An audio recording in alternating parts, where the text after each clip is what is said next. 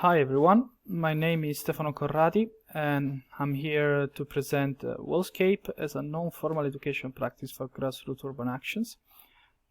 This is an article that I've written within the framework of the Erasmus Plus project Walkscape's Urban Regeneration Through Education. And this article is mainly concerned about the topic of sustainable urban regeneration and how to promote sustainable urban regeneration actions through educational activities, in this case through Walkscapes. Let me just start by giving you a few introductory words on the topics that we're going to discuss here. The first part of my presentation will be about an introduction to sustainable urban regeneration. I will briefly tell you what we mean by sustainable urban regeneration and what is the purpose of sustainable urban regeneration activities. The second part of the presentation will be concerned probably with the question that all of you who are listening have in their mind right now. So what is Walkscape? The third part will explain to you what is the educational value of Walkscape, so what they actually teach and how they do so. And finally, having all of this in mind, I've learned about sustainable urban regeneration, Walkscapes and their educational value. I will give you a very brief presentation of one Walkscape that's being carried out during the implementation of the project activities. Again, I will say another few introductory words, in this case about the funding of this article, which is being funded, as I said, within the Erasmus Plus program as part of the project Walkscapes, Urban Regeneration Through Education. This project is being implemented by my organization, Laboratorio Urbano di Prossimità, which is located in the city of Parma in Italy, and the other organization, our partner, is Emundus, which is located in Kaunas, Lithuania. So, let's start diving in the main topics.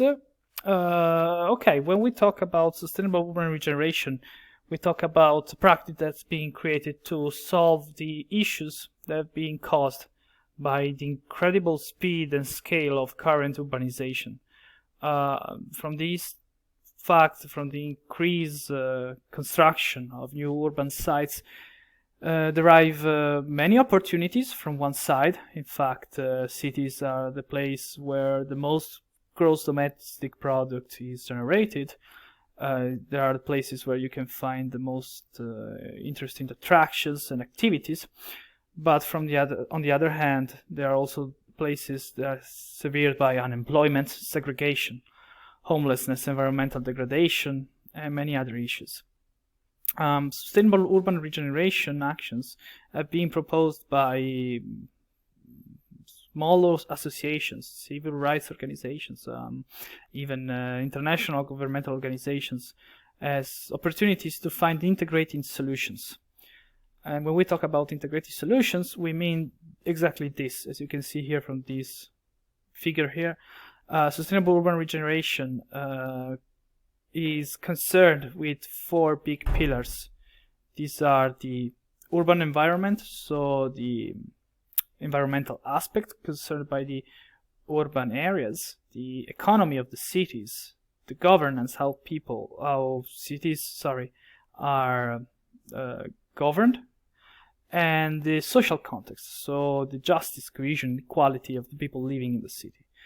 So sustainable urban regeneration actions are what we mean activities that are concerned with all four of these parts.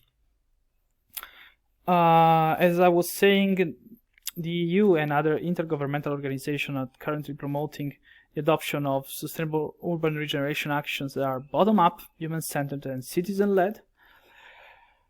However, although the good intentions, these approaches are not very implemented because public authorities happen to co-opt participatory initiatives to avoid more costly actions. This is a phenomenon called by the literature austerity urbanism, and it happens when public authorities do not want to spend much money from their budget and they actually involve co-op citizens to carry out activities that are not human-centered, that are actually bestowed upon them without them having an opportunity to have a say in it.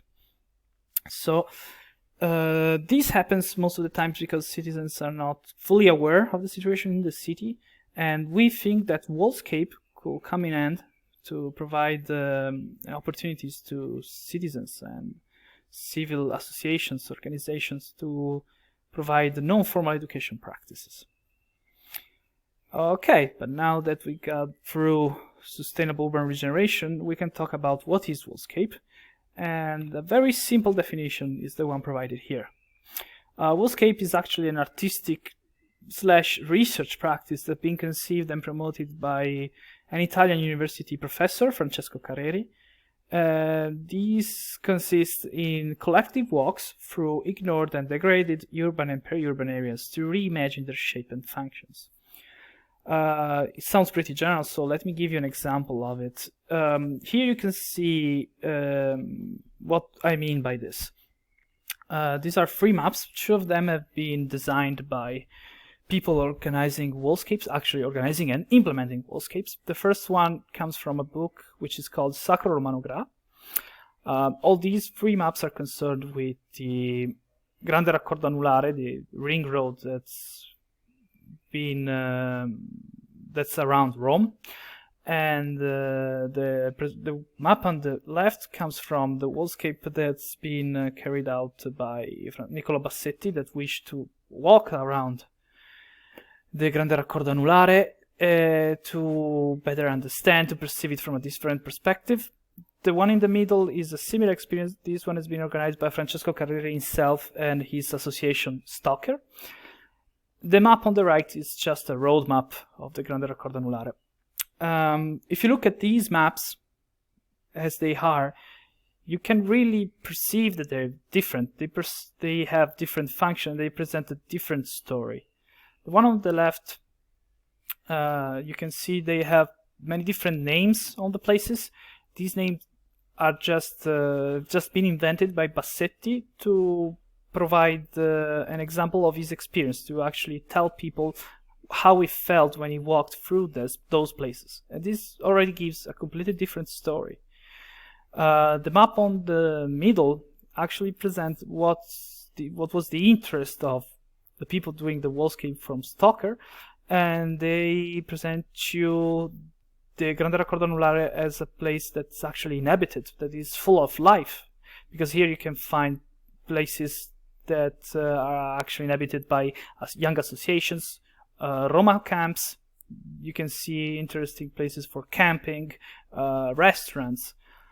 On the other hand, here on the right, you can see just a simple ring road map. So the map on the right just serves the purpose of giving you direction, how to reach point A, to go from point A to point B.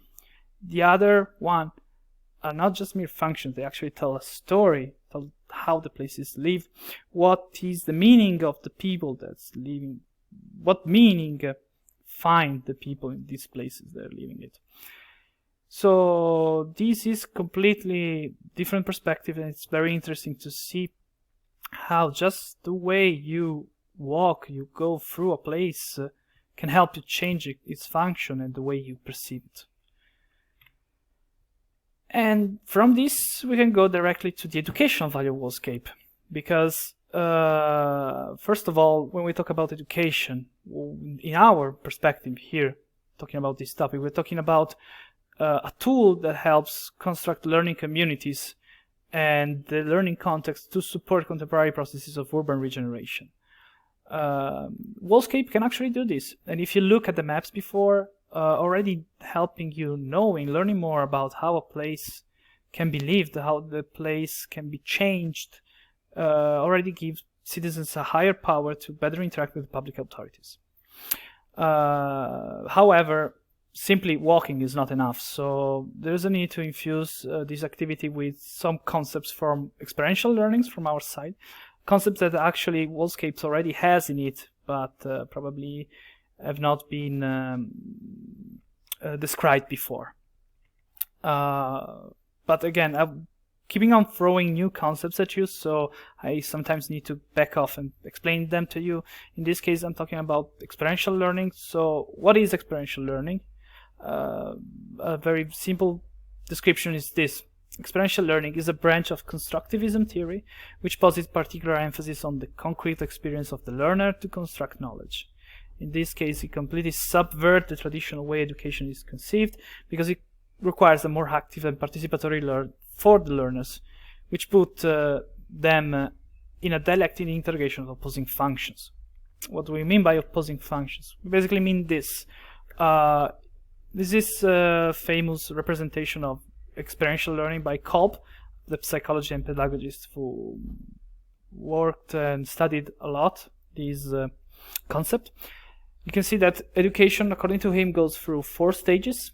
First of all, we have the concrete experience that the learner is having. Then it follows a reflective observation of what is happening, what is this experience.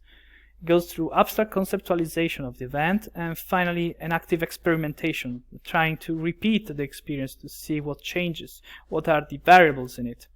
It's very similar to the scientific process, and it has a very strong opposition between the concrete experience and abstraction. It is through this opposition that is represented by the arrows in the middle of the circle that you can see the way learning happens. A continuous back and forth from doing, creating, and thinking about it. And this thing is not consequential. It keeps happening in the head of the people in many, many stages and ways. And an example that can be applied to Walkscape, you can see it here. This is a line made by walking. This is one of the first pieces of land art that been made by Richard Long. He did this when he was art student, and he goes back and forth from his home to the art school, and he decided to go at a certain point to walk through the same meadow, the same field every day, until a line appeared on it. And the line is the work of art, but the line and also is the act, the way he walked, the way he experienced the place. You can see the picture. This represents the way his body changed the place, but also it gives you a representation on what we learned from it. And this is like a very artistical, graphic representation of what we want to achieve through wallscaping. Through wallscaping, people can create something new, change the shape of the place, while at the same time learning. In our case, we can say that wallscape is both formative and performative. It teaches while you do something new. Thanks to this, we can say that Walkscape can modify the shape of a place through new meaningful interactions. It can support the creation of stronger community ties, more people walking together, experiencing the same place, sharing their experience, can help them build a new sense, a common sense of it, and it can help citizens reclaim their place in the city. Finally, this part I will explain to you the Walkscape in Parma. It just sums up everything we just said. Here you can see a picture of the event. It was carried out on the La Parma River, actually. Okay, it was organized around the topic, La Parma River. It was about how the river interacts with the city and how the city interacts with the river, so how they changed each other. And what is the state of the river now? Who are the people living there? How it is used. It included also cues to trigger ideas, some postcards, map, some questions about the places, and it ended with an open discussion. At the end of the event, participants, as a result of the work, learned more about the river, how the city relate to each other, how the city and the river relate to each other. They learned more about the neglected places of the river shores and the people that live there. Many of those people do not ever walk there. So didn't ever walk there, so they learn more about the place that really goes through the city center, but they never seen, and they learn more about how to contribute to the betterment of city through sustainable urban regeneration. Okay, thank you very much for your attention. I hope you enjoyed this presentation.